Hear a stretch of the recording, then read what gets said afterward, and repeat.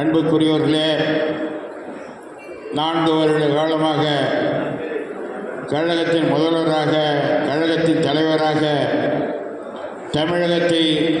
இந்தியாவிலே தமிழகத்தை சிறந்த மாநிலமாக உருவாக்கி தமிழர்கள் வாழ வேண்டும், வளர வேண்டும் என்ற எண்ணத்தின் அடிப்படையிலே மாணவ மாணவியர்களுக்காக, மீனவர்களுக்காக, விவசாயிகளுக்காக, அனைத்து தரப்பு மக்களுக்காக பல்வேறு சாதனை சலுகை திட்டங்களை வழங்கி இங்கே கடலூருக்கு பல்வேறு சலுகைகளை வழங்குவதற்காக, பல்வேறு ஆயிரக்கணக்கான நபர்களுக்கு நலத்திட்டங்களை வழங்குவதற்காக வரை இருக்கின்ற நம்முடைய மாண்புமிகு கழகத் தலைவர் முதல்வர் அவர்கள் நமக்கெல்லாம் பெருமை சேர்க்கின்ற விதமாக வரை விருந்து நிகழ்ச்சியில் கலந்து கொள்ள இருக்கின்றார்கள்.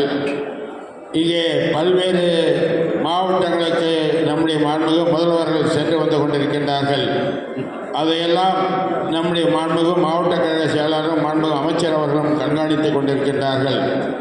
அதையும் தாண்டி நம்முடைய கடலூரிலே அதிகப்படியான ஒவ்வொருவரும் மகிழ்வரக்கூடிய மாவட்ட கழக செயலாளருக்கு மாத்திரமே அந்த மரியாதை என்ற இல்லாமல் ஒவ்வொருவரும் ஒன்றுபட்டு உணர்வோடு செயல்படுவானால் நமக்கு இன்னும் பல்வேறு சாதனைகளை, திட்டங்களை மாண்புமிகு முதல்வர் அவர்கள் இங்கே அறிவிக்க இருக்கின்றார்கள். அந்த வகையிலே கடலூர் என்பது கழகத்தின் கோட்டை என்பதை நிரூபிக்கின்ற விதமாக எவராலும் எந்த கொம்பனாலும் கடலூரிலே இனி கழகத்தை அழிக்க முடியாது என்ற உணர்வோடு ஒன்று கூடுங்கள். தமிழக முதல்வர் அவர்கள் மோடியினுடைய பிரதிபிம்பமாக இன்று இந்தியாவிலேயே நம்முடைய முதல்வர் மாத்திரம்தான் பிரதமர் மோடி அவர்களுக்கு சிம்ம சுப்பனமாக விளங்கி கொண்டிருக்கின்றார்கள். எதையும் எதிர்கொள்வோம் மோடி அவர்களே என்ற துணிச்சலோடு சவால் விட்டு மாநில முதல்வர்களே முதன்மை மாநில முதல்வராக இன்று செயல்பட்டு கொண்டிருக்கின்றார்கள்.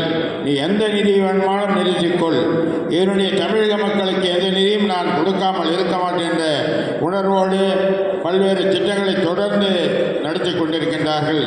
அத்தகைய முதல்வர் அவர்கள் நம்முடைய கடலூருக்கு வருவது ஒவ்வொருவருக்கும் பெருமை.